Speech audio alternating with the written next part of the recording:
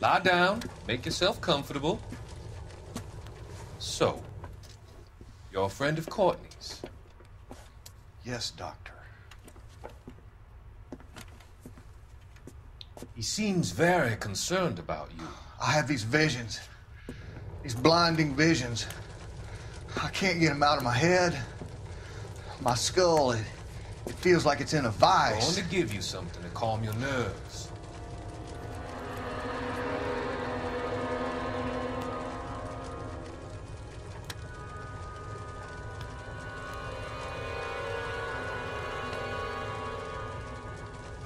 I want to take you on a journey back. I want you to remember the good things about your past, the occasions that made you laugh, the times that made you smile.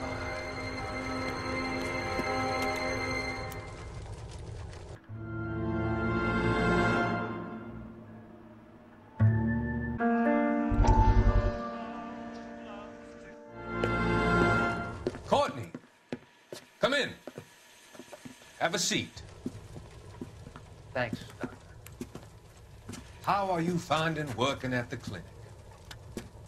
It's, fine. Are you sure? Can I be honest with you, Doctor? I would hope so, Courtney. I was hoping that the therapy would be more beneficial. Treatment can, unfortunately, be very long-term. So many of the patients here are addicts, Doctor. Many of them have been for years, Courtney. In the past, these people were condemned to sanatoriums. If we can reveal the root of the problem, then we have a chance to help them. And until then, they stay sedated? Do I detect a hint of reproach, Courtney? I was expecting more, Doctor.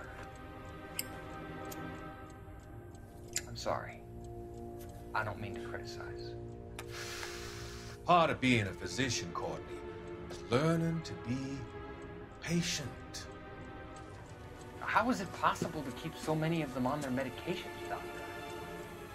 Many of their addictions are illegal. Oh, many things in life are gray, Courtney. What may on the surface appear to be illegal is actually of benefit to society at large.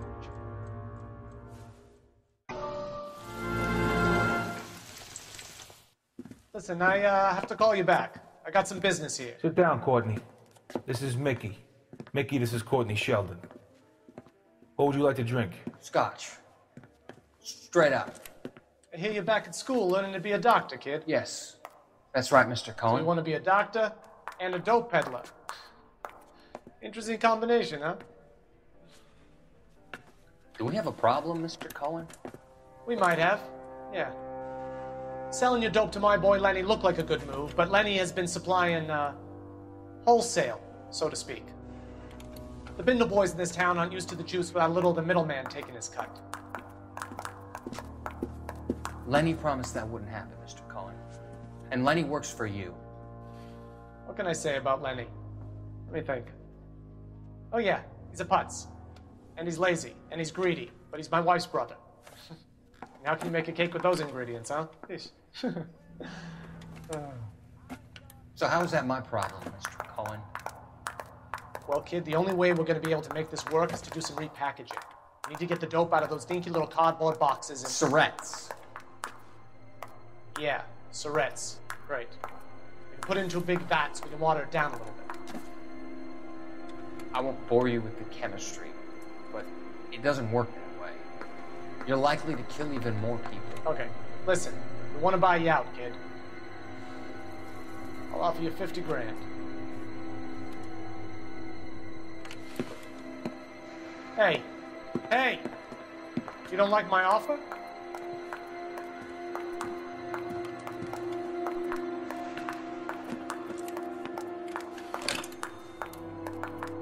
The Sheldon kid? I think I want him dead.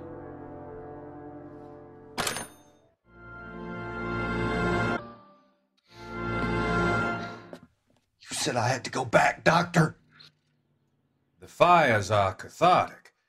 They allow you to confront your past. You said the house would be empty. Are you taking the medication I have prescribed? You said the house would be empty. I heard them screaming. Circumstances were unfortunate. My colleagues had made all the necessary You arrangements. said the house would be empty. You're killing me. The deaths were unfortunate, but you have dealt with death before. I want you to come to the clinic and we can deal You said the house would be empty. How can I find peace?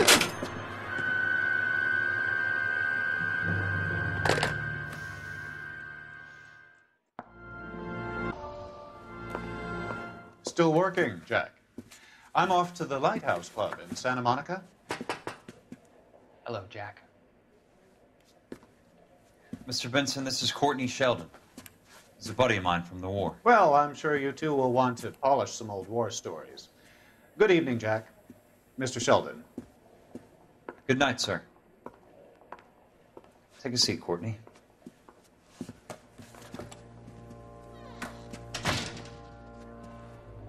We need your help, Jack. I told you I would have nothing to do with that. I'm fine too, Jack. Medical school's going well. I got a part-time job. Do dope peddlers need part-time jobs?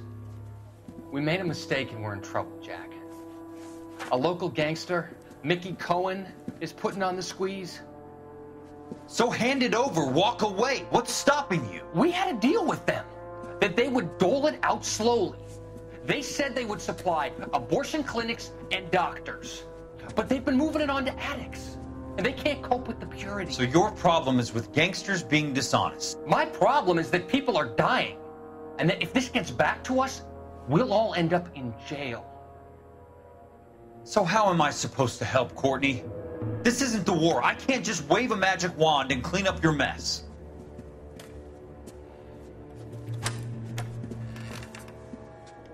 We want you to negotiate, Jack. The only thing these guys understand is force, Sheldon. They got to the top back east by proving to be more vicious than the English, the Irish, and the Dutch. They make their own laws. That's the nature of a secret society. For God's sake, Courtney, you want to be a doctor. How can you fight with that? We are better trained, Jack. I didn't make it through the war to come back to this kind of shit, Sheldon.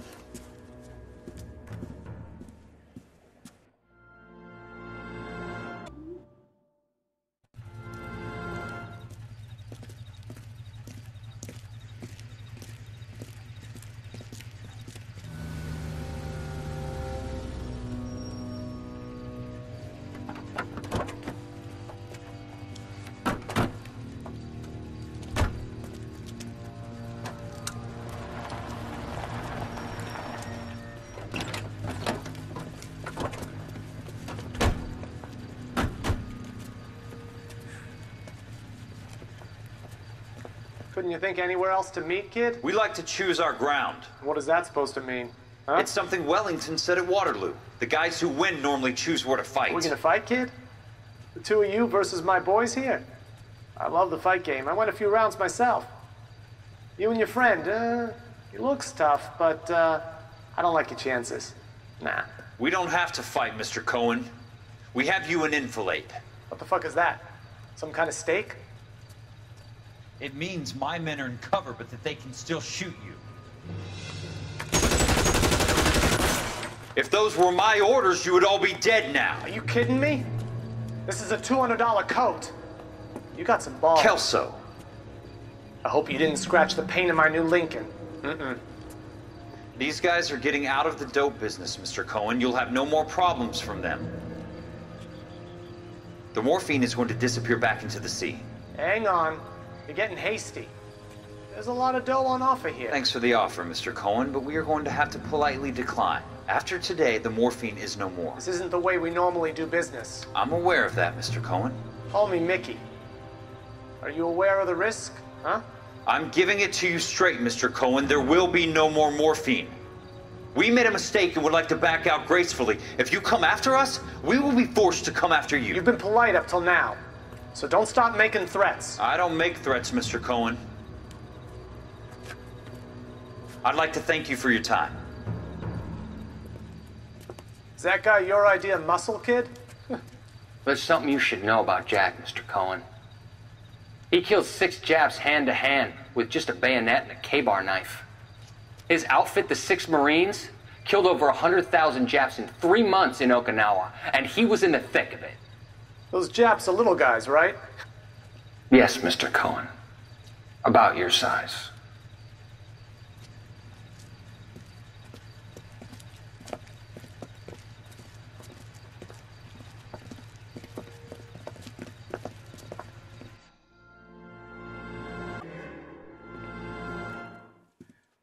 You look troubled.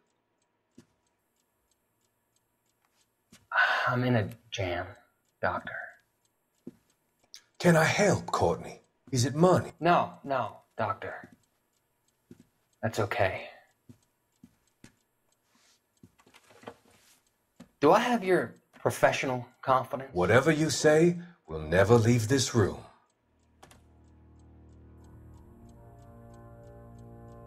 I talked some of the guys in my old unit into doing something, and it's gone wrong.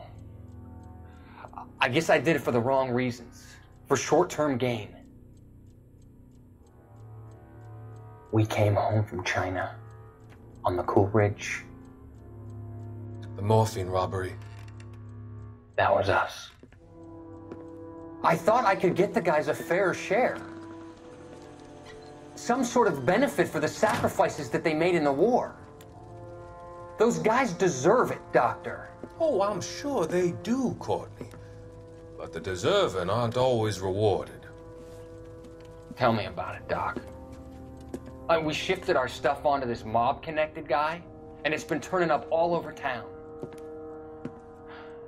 It wasn't meant to be like this. The presumption was rather naive, Courtney. I know that now, Doctor. But people are dying. Might I venture a few questions? Sure. Do your underworld contacts have all the morphine? No, they don't. We doled it out, hoping we could control it. Are they pressing you for further allocation? That's the polite way of putting it, Doctor. I may be able to help you, Courtney. Thanks, Doc. It helps just to talk about it. I mean, I have a solution that will help you financially and salve your conscience. I'm all ears, Doctor. I will transact to take all the narcotic off your hands, and you can rest assured that it will all be medically administered. I will use the funds that I no longer require for the purchase of medication and invest them in housing developments. Housing? The developments in question are housing projects for former servicemen. Your return will come from the sale of the properties, and your investment will benefit those that you care for most. Does this arrangement meet with your approval? You're a magician, Doctor.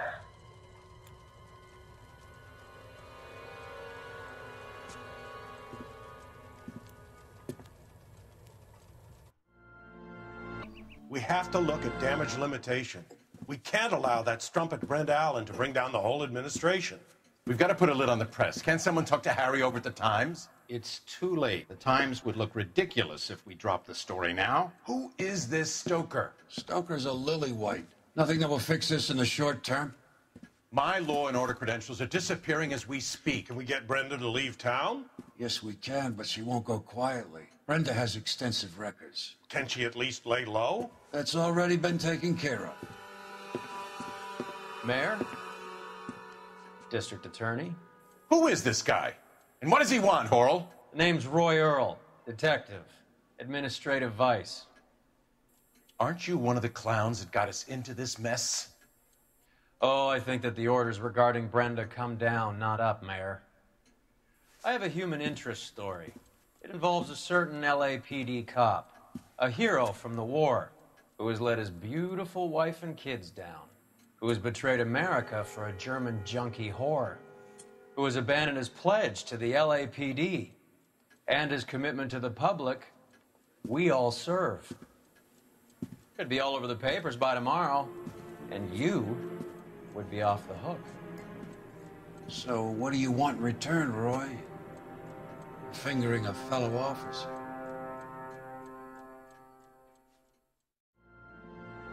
How did you get my number, Ira? At first I didn't understand you, but now I do.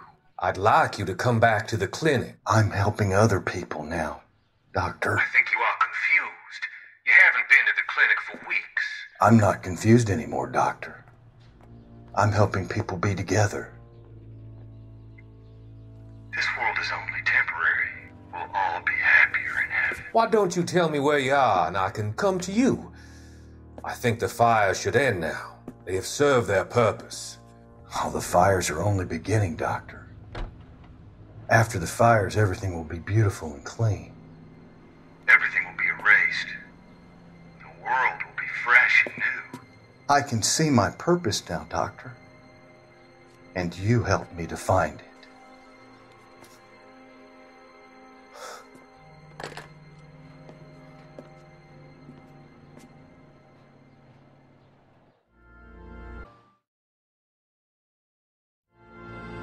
Dr. Fontaine, I need to speak with you urgently. Sit down. Please, sit down. Tell me about the Suburban Redevelopment Fund.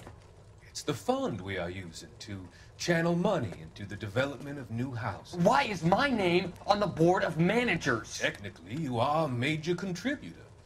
Please, Courtney. Those houses are a sham, Doctor. They're going to be burned for the insurance. That's a scandalous allegation, Courtney. Do you have any proof? Jack Kelso, an investigator for California Fire and Life, has seen them. He was almost killed when he found out what was going on. I don't know what to say. I feel that I have been duped. Who do you think is behind this subterfuge? Jack says it's a property developer named Monroe. He said it goes all the way to the mayor. You cannot have believed that I was involved. I don't know what to believe anymore, Doctor. I hope that you weren't involved. Thank you for your trust, dear boy. Be still, Courtney. All of your troubles are finally over. Let them go.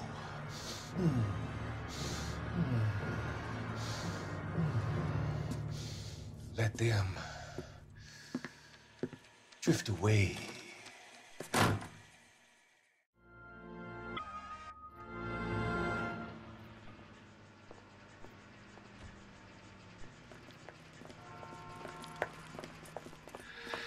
What have you got? Looks like a drug overdose. Get away from him, Phelps. This is my case. Shut your fucking mouth! Since when does a bagman work a case? I knew this creep wasn't on the morphine heist. Victim of his own product. Hey, detective! Can we back it off a notch?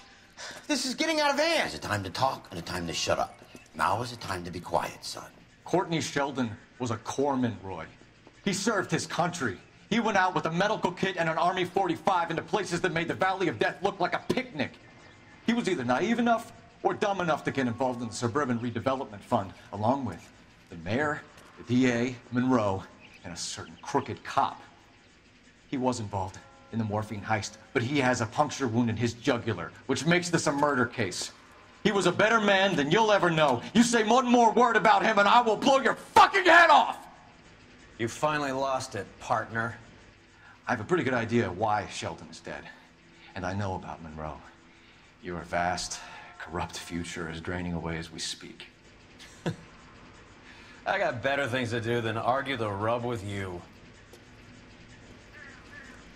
Stay with him until the coroner gets here. Make sure technical services bags the evidence.